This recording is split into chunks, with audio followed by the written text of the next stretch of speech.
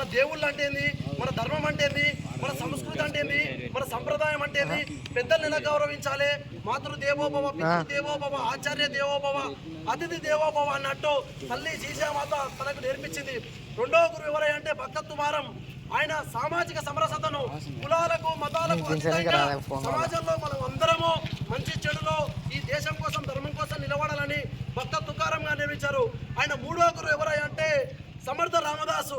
ఈ దేశం అంటే ఏంది, ఆధ్యాత్మికత అంటే ఏంది, హిందుత్వం అంటే ఏంది, హిందూ ధర్మంలో ఉన్నటువంటి అనేకమైనటువంటి సైన్స్ను తనకు సాక్షాత్తు భవానీ మాతను దర్శనమిచ్చిండు శివాజీకి.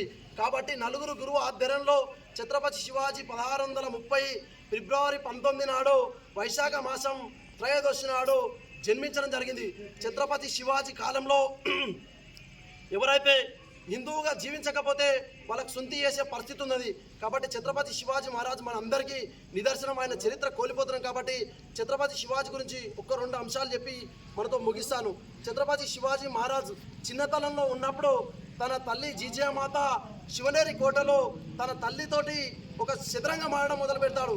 చదరంగంలో ఆడుతుంటే శివాజీ మహారాజుకు తన 8 ఏళ్ల వయసులో ఉన్నప్పుడు చదరంగంలో నువ్వు ఓడిపోతే నేను ఏదైతే నాకు అది ఇవ్వాలని ఛత్రపతి శివాజీ అడిగినప్పుడు తను చిన్న వయసు అయినప్పటికీ కూడా సరే అమ్మ నువ్వు ఏది ఆడితే అది ఇస్తానని చెప్పేసి చదరంగం ఆడడం మొదలు పెడతాడు. చదరంగంలో ఆడుతూ ఛత్రపతి శివాజీ ఓడిపోవడం జరుగుతుంది.